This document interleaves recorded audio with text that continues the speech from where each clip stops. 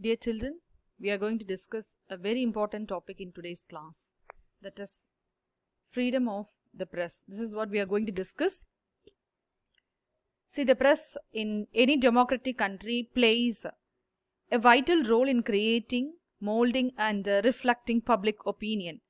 It is a fundamental institution in a democracy, and as you all know, it is one of the four pillars of democracy, and on this account, the press is basic to the very existence of the democratic form of government. That is, before independence, if you see, the journalists in our country had a clear-cut role to play in the nation's freedom struggle against British rule. So the press put up a brave fight against the imperialist regime. But after independence, that is after India became independent, the single point agenda for which the press in general had been fighting all along, with the transition of power into Indian hands, the press was in a dilemma as to its next role. That is, should it be an ally or advisory to the new government in power? So this is the constant problem or the struggle which the press face.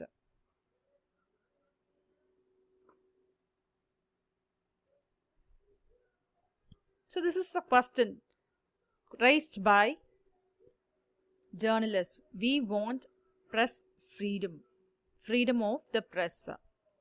So what is this press freedom? See, freedom of the press is the right to publish facts, ideas and opinions without interference from the government or from even private groups. So that is press freedom. The right to publish books, newspapers, magazines or other periodicals without submitting them to government approval.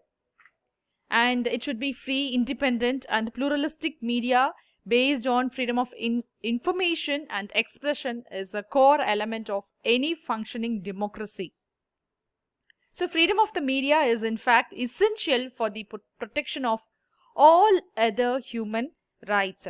So freedom of the press has been, disputed since modern printing began in the 1400s, because words have greater power to influence people.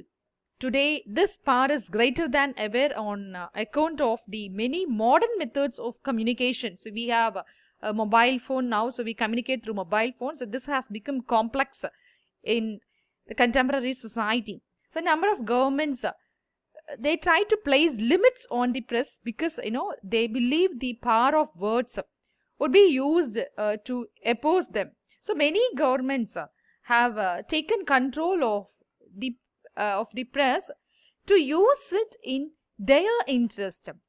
So most publishers, writers and journalists on the other hand fight for as much freedom as possible. So you'd have heard many stories, even the recent incident, I'm not going to mention the name, So what happened, how, they were silenced, how the reporters or the writers were punished.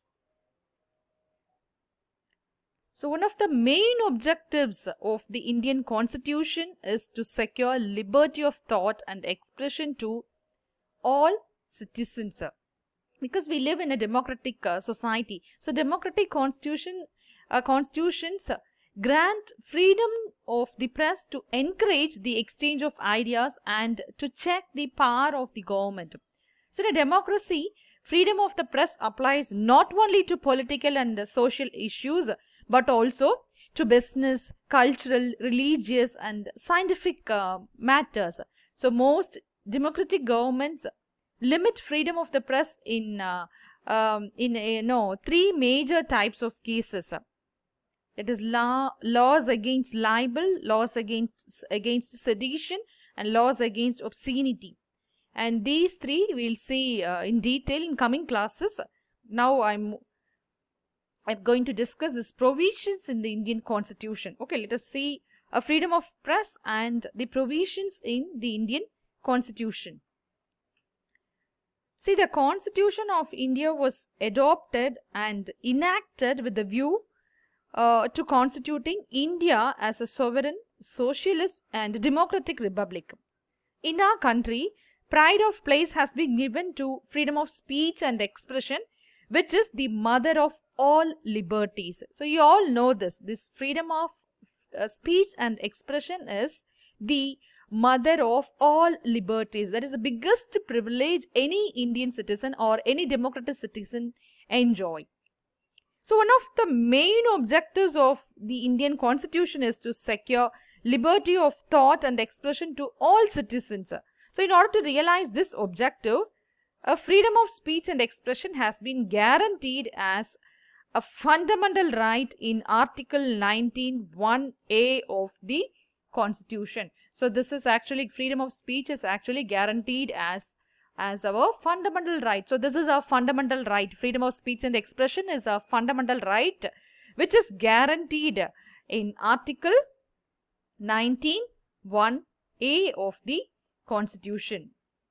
So this freedom is referred to in general terms and includes not only freedom of speech which manifests itself through oral utterances, but also freedom of expression. So expression includes, you express through dance, you express through poems, you express through, different paintings. So it includes everything. So this freedom of expression had a wide implication. It includes the right of a free propagation and free circulation of ideas without any restraints on publication. And you must know, so this is, as I said, this is article, freedom of speech and expression is Article 1(a). And what are the other things that are freedom that are guaranteed under Article 19(a)? I'm going to list out, please listen. See, Article 19(1)(a) is freedom of speech and expression. Article 19(1)(b) is to assemble peacefully and without arms. And C is to form associations and unions. Article 19(1)(d) is to move freely throughout the territory of India. And E is to reside and settle in any part of the territory of India. And Article 19(1)(f) is to acquire, hold and dispose of property. Article 19(1)(g) is to practice any profession or to carry on any occupation, trade or business. So these are the freedoms or the rights that we enjoy under Article 19(1). So 19(1)(a) is first one. So first one is freedom of speech and expression. So although prime importance is accorded or given to the freedom of speech and expression, this freedom is not exhaustive. You understand? See, Article 19(2) of the Indian Constitution actually imposes reasonable restrictions in the exercise of this right in the interest of that you must know. So though we enjoy this freedom, this is not a complete freedom. As you know, this is only a myth. And what are the restrictions imposed upon this freedom of speech and expression? That is also very important, you must know. The first is sovereignty and integrity of India. Second is security of the state. These are the restrictions imposed. And third is public order.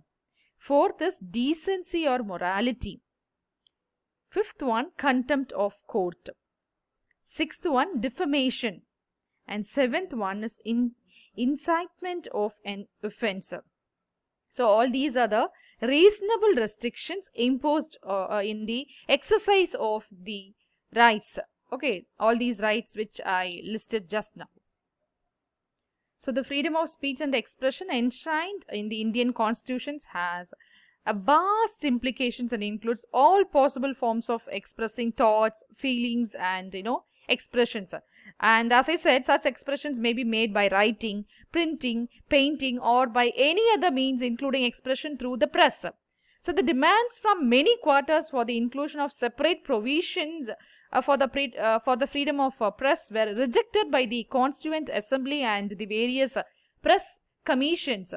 So you must know this press commission.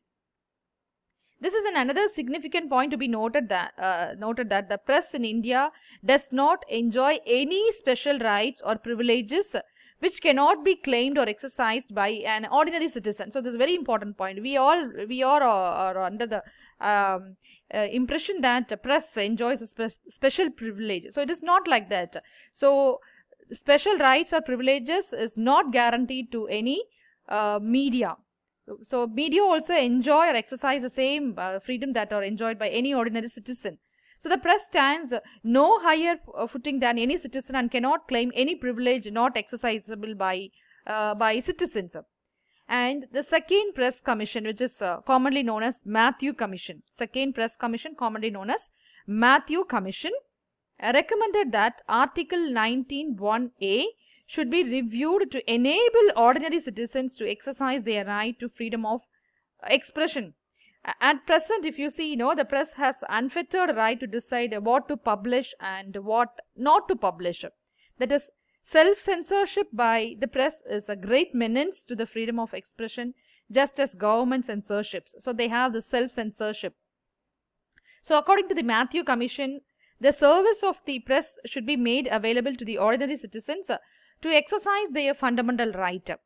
So the right to privacy of the individual should be considered sacred, and the press should be prevented from indulging in irresponsible character assassinations. This is what our press is doing today.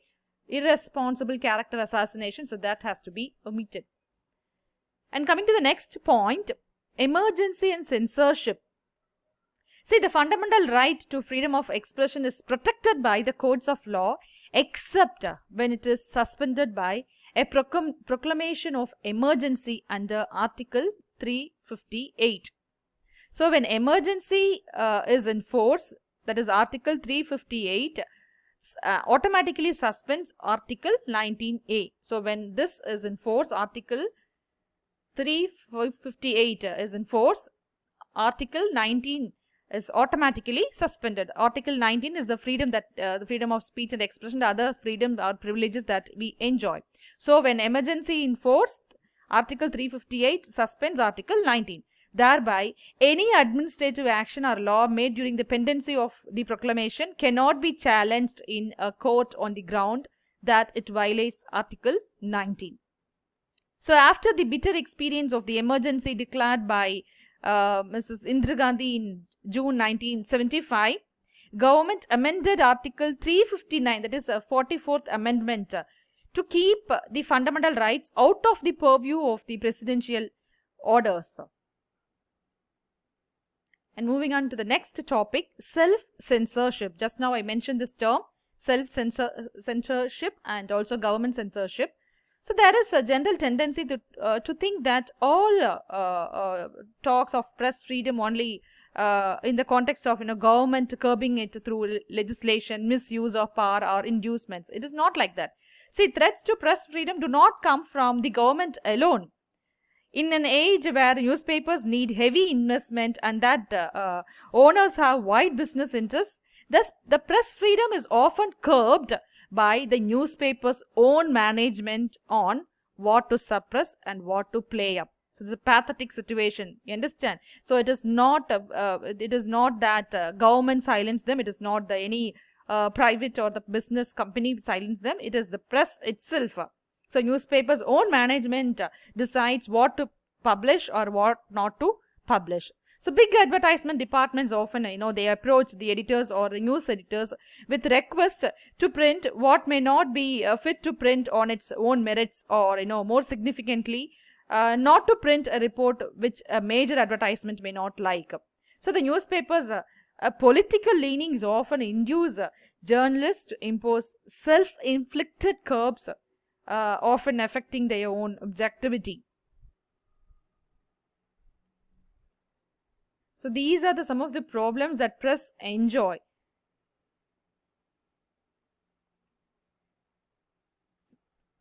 So the government of many countries have strict, overall controls on the press, and a number of countries in Asia, Latin America, and the Middle East have censorship boards that checks all publications.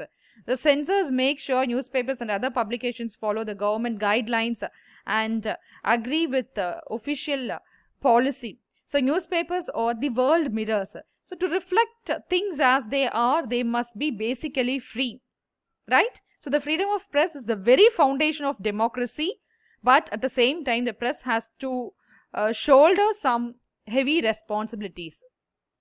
So this is all for the day. Meet you next class. Thank you.